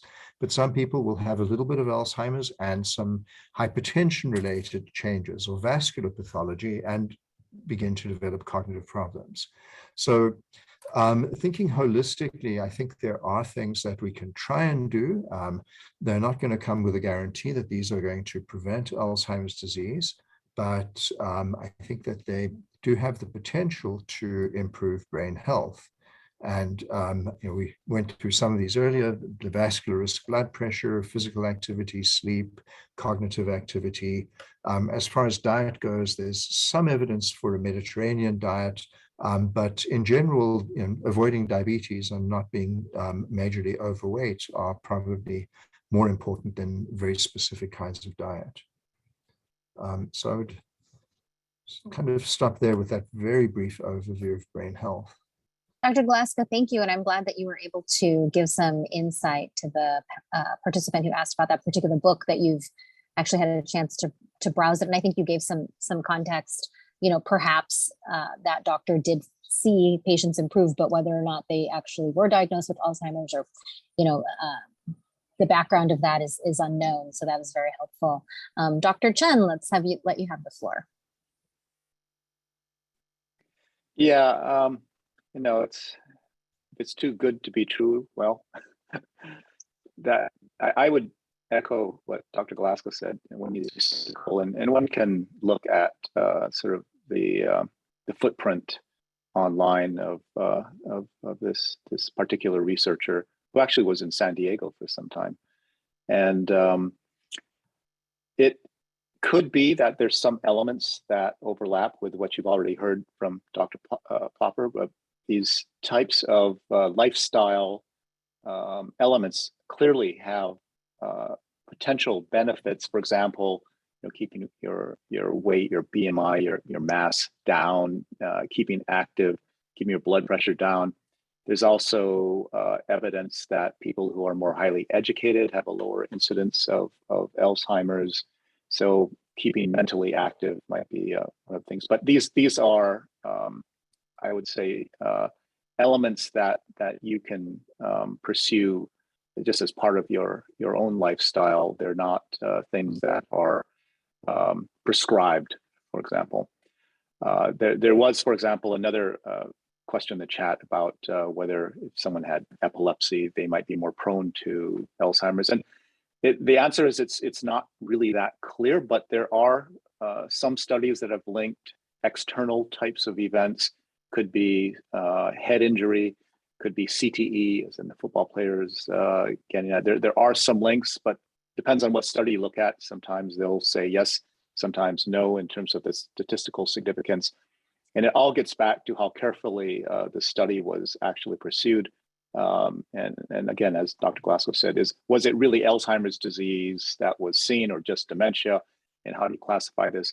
So that's just a long-winded way of saying that there's a lot of uncertainty in these types of things, and that a bit of common sense and sticking to working with your physician is the best first line, rather than taking something that may be potentially dangerous. And so that would be the direction I'd certainly head in with my own family. And I think it's some common sense there can be quite helpful. Thanks. Thank you. I'm just monitoring the Q&A as we kind of have our last 20 minutes or so here on the forum. I've learned so much, and hopefully all of our participants have as well. Someone wrote, half joking, and I can relate to this because it is just half joking, but does being a caregiver increase your stress? It's a stress question. I know that I'm juggling a lot with my mom living with us, and it can get very stressful. And my job, I have 2 kids, and I feel sad that it's been since last June. June is Alzheimer's and Brain Awareness Month. And so it's been, Dr. Brewer, since a year ago that I said I was going to reach out and try and see what I can do. And life just goes by so fast, and we come to forums like this, we read articles, we do it, but it's sometimes hard to actually take action. So let's make that happen. But how do you reduce stress as a caregiver? Is that a risk factor? I'm going to assume yes. And Dr. Brewer, I'll let you speak to if you've read the book and just all of these things. Can it be reversed? No, I mean, what I typed in there, I mean, it's just, again, it's such, I noted, we know from clinical care and from our research studies that caregiving is probably one of the most stressful jobs out there. And I noted that caregivers are yet another category of heroes in this fight against Alzheimer's disease. It's a role that is so burdensome, and it's one of the things that I think we need more science about how to reduce that impact. I mean, so we know that in this disease, it's not just the patient that's greatly impacted by the illness; it's the entire family and certainly the caregiver. And in prior years at Date with a Cure, we bring Brent Mossbach. So I gave him a shout out in my answer because his science is outstanding and about caregiver and caregiver stress and possibly ways to mitigate it. And then I just ended with a little shout out to Alzheimer's San Diego support groups as one possible approach to reduce caregiver stress. So that was kind of my answer. It's a big topic, caregivers and caregiver stress. Stress is thought to be an impactful, is one of the pathways that people are interested in. I guess it's yet unknown whether the degree of stress in the days of caregiving are significant enough over a long enough time. That study is going to be really hard to conduct in a controlled manner. But I just referred people to Brent Mossbach's work and that of his colleagues to understand more about it.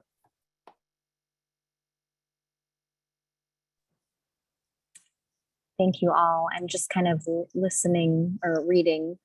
And again, thank you so much. Is there something physically going on in our bodies or brains that causes Alzheimer's? It is, I know Dr. Sefji mentioned a crossword puzzle earlier as far as the hope, and that these letters are being filled in, words are coming alive in the crossword puzzle of research treatment on our way to finding a cure of the disease. I kind of look at my mom's day-to-day journey caring for her with Alzheimer's as a jigsaw puzzle. And it's strange to me because, one day these pieces will be missing, but then the next day these pieces will be in place, and then these pieces will be missing. Just what she retains, what she remembers differs from day to day. And I think it's hard for those of us who don't have Alzheimer's to, it's like, well, but yesterday she knew this, today she doesn't know it, but tomorrow she might know that and not know something else that she did know. I mean, it's very confusing, I think, sometimes as a caregiver, as a loved one. Whoever would like to jump in and just try and help those of us who are on here who have someone that we love, that we're trying to learn more about, which is, I think, a lot of the people on here. Can you give us some advice on just how to navigate that? Because it can be stressful and frustrating for us as well. I would like to speak a little bit about that. I think the best way to envision it is, if you think about even those of us that, as far as we know, don't have any cognitive problems, if you don't get enough sleep, if you're really tired, if you haven't eaten and you're hungry, your brain doesn't work as well as when you're at the top of your game. And so generally the variability or the fluctuation in someone with Alzheimer's ability to remember things or to function has to do with other factors. I mean, if there's, again, more stress or not enough sleep, that, chances are they're going to have a worse day. There's probably factors that we don't understand at play that also make a difference. In terms of coping with that, I think those of you that act as caregivers for loved ones with Alzheimer's or any type of dementia, you're really heroes. There is no easy answer because it just is very difficult. I think one thing someone dear to me who became a caregiver said, though, that when her husband was finally diagnosed, she was much happier because she realized that he couldn't help what he was doing. It wasn't that he was ignoring her. It wasn't that he was not listening to her. It just, his brain would not retain the information. And so that sort of acceptance, I think, goes a little way towards making it a little easier to cope with. But that's certainly not to underestimate just how hard it is on a day-to-day basis. Thank you, Dr. Sefji. Anyone else like to chime in with some final thoughts? We have about 10 minutes left here. More questions coming in about diet. I have heard personally, I have a friend whose mom has Lewy body and she's about my age, middle-aged. You say I'm too young, but I'm starting to get older. And she has tried to eliminate all carbohydrates from her diet. She said she read somewhere that, with her mom in particular, like the minute you gave her mom something that had a lot of carbohydrates, you could see the change like almost instantly. So she's trying to eliminate that from her diet. I know we had a question from someone asking about keto. Dr. Brewer, you answered, but if anyone wants to weigh in about, life changes, diet changes, restrictions, that there have been studies that have, possibly proven or indicated that some diets are better than the other. So it's a pretty good segue from that prior topic, because when you just mentioned dementia with Lewy bodies and we were talking about fluctuation in function, dementia with Lewy bodies is characterized by odd fluctuations in function, some good days, some bad days, and being able to then tie that together with an intervention becomes very challenging. Although, I encourage, trying to figure out what it is that leads to a person's good days and bad days, but it may be just part of the disease. One of the interesting parts of that prior question about fluctuation, it brings forth the state of the environment. So there's a lot of interest in reminiscence therapy and putting people in an environment that's very calming and familiar. And we know that when a person with cognitive impairment makes their way in a very unfamiliar environment, stressful environment, like the hospital, you're going to see a tremendous drop in function, almost to the point where you say, what the heck just happened? Something acutely must have just happened. No, it's just the environment has changed to an unfamiliar, stressful state, and that just makes them fall off a cliff. So I think it's very interesting. I think the idea of what are the factors that make a person function better or worse, and are there some medications that might be able to calm that down? It's always an area that I think is understudied. We at the UCSD Alzheimer's Disease Cooperative Study took on an extraordinarily challenging research, multi-site research topic of agitation in Alzheimer's disease, called the PEACE-AD study, where it had to be done in individuals who are already agitated. So we went out to skilled nursing facilities, and just the logistics of that study is so challenging. You understand why we don't know enough about this field, because it's just hard to conduct such a study to understand how can I reduce these fluctuations in agitation and other stresses that happen later in the disease. So I think, I don't know if there's a direct answer to that, but it just means a lot of more, like many of these answers, a lot more research is needed. So if you just went down, we try to plug away on these last few questions. What do you think of simuflam? Well, very controversial. You'll read the New Yorker article. We could talk about that, but there was some mixed motivations in the science there, and you're just gonna. But still, more research is needed. What's the risk of Alzheimer's after grand mal epileptic seizures? More research needed. Caregiver and stress, more research needed. So we can almost. I think we don't need research on that. No, as far as caregivers experiencing stress, but yeah, ways to lower our own stress too. It's hard because I think I can do everything, and I reached out to Alzheimer's San Diego because I had my coworker Carlo Cicchetto. His father had Alzheimer's disease, and he has been very involved in Alzheimer's San Diego. And when my mom was diagnosed, he pointed me there, and I kept putting him off. Like I said, I was kind of in denial. And then my boss assigned it to me as a news story. So then I thought, well, I have to go do it as part of my job. And it just opened up this whole world of resource and like being able to collaborate now with, to learn from all of you. It's been such a gift. So I think the first step is reaching out if you're just kind of in the beginning stages. And then if you're farther along, knowing that you have this community of support is so important, because we do think I want to do it all, but we can't do it all. We need to lean on other people for support. So thank you all. I know time is, your time is very valuable, and I appreciate you coming here to help give support to others. Also, for those who are here, if you know of other people that would benefit from this, we're going to be sharing this entire webinar on a link that Alzheimer's at San Diego will send out. And also all of the questions that our panelists have been so kind to answer. Every question through the last 2 hours is just amazing. I was worried we were going to not be able to get to all of them, but I'm pretty sure that we got to all of them. Is there anything else anyone would like to add before we wrap up here? I'd just like to say that how remarkable it is that in this community we have a large number of people who are willing to volunteer for clinical trials. You are making a contribution by doing that, not only potentially for yourself, but also for your loved ones and others. But the degree of interest in clinical trials in this community is amazing and very gratifying. And so thanks to all of you, and spread the word. Thank you. Yes, absolutely.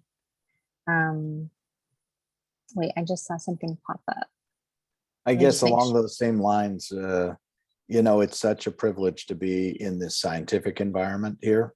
Not only I've been in other environments, Stanford, Hopkins, some of these, New York City, some of these really esteemed areas, but nothing compares to UC San Diego. I think it's, the San Diego area, because it's more than just UC San Diego, because the collaboration across the different health systems, and certainly the MESA. We have the Sanford Burnham Prebys Medical Discovery Institute. We have the Scripps Research Institute. We have the J. Craig Venter, Genomics Institute. We have this main campus here. We have the biotech industry and the genetics biotech. It's unlike anywhere else in the country. And we've had faculty, get recruited away to say, oh my gosh, I got a huge startup someplace else, or I got a huge startup package. And within a year, they're asking to come back because they say this is not the intellectual neuroscientist playground that San Diego is. And they want to come back, not just for the weather. I think part of it may be the weather, but I think a lot of it is the scientific environment that is so collaborative and unsiloed. People collaborate together. They like to work together. They have their values in the right place. They want, they want to be in a place that has good living, but they want to make a great impact on the science. And so I just think it can't be overstated how special this place is, San Diego. So, and thanks Alzheimer's San Diego for supporting the science of the local work that's going on here. Yeah, I also wanted to chime in and just make sure we acknowledge Alzheimer's San Diego, because from, providing funds for research to, just all the work that they do, and everyone I've ever met from there is just an amazing person. So, we are very lucky to have them as an organization here in our community. And thank you for continuing to do this event every year. Yes, thank you so much, Alzheimer's San Diego, because I was forced to reach out to you as part of my job. My mom got an Alzheimer's companion, Claudia, and she's on the board of Alzheimer's San Diego as well. And she's become a family friend, and just so much support. And it's so comforting to know that people understand what you're going through. Just that alone helps decrease the stress, knowing that you can have, lead on other people. And I've been able to get my mom respite care when we go away on our vacations. I was trying to bring her, but it was, like you said, Dr. Brewer, the change in environment, the unfamiliar environment of hotels and so forth, she'd get agitated and confused. And normally, like I said, she's a pretty happy person. So we decided it would be better for her to have a routine somewhere safe that she could stay. So as an only child, I'm grateful to have here in San Diego a place that I can put her for 3 weeks and know that she's going to be safe. So thank you so much to everyone. I'm so sorry to have to wrap this up, but that is time. It's 10:57. Want to be honoring your time. And again, thank you to each one of our panelists, Dr. Doris Molina Henry, Dr. Sherry Sefji, Dr. Michael Plopper, Dr. Gerald Chun, Dr. Douglas Velasco, Dr. James Brewer. Just what a meeting of the minds. It's incredible. We received some incredible information and insight this morning. And best of all, we learned that there is very real progress being made to find a cure for Alzheimer's. And I love all of the hope that we're looking at.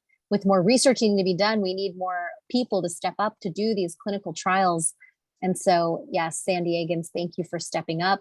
And as we've been talking about all morning, we cannot find a cure without you, because the first person to be cured of dementia or Alzheimer's is going to be someone in a clinical trial. And we are going to be rejoicing that day. I can't wait to share it on the news that day.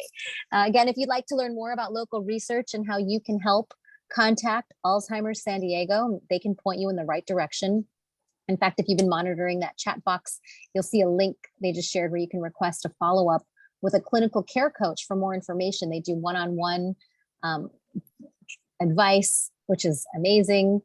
And there's also a form if you'd like more information about research or any of the free services like education, virtual support groups, All's companion visits, which again is what my mom, we've just been so nourished by that in our life. And if you can't jot down everything in the chat group, they'll put all the resources on their website, allssd.org. Once again, thank you so much to our amazing panel for sharing your morning with us. And thanks to everyone for coming. I hope you have left with more knowledge and more hope about the search for a cure. Bye, everyone.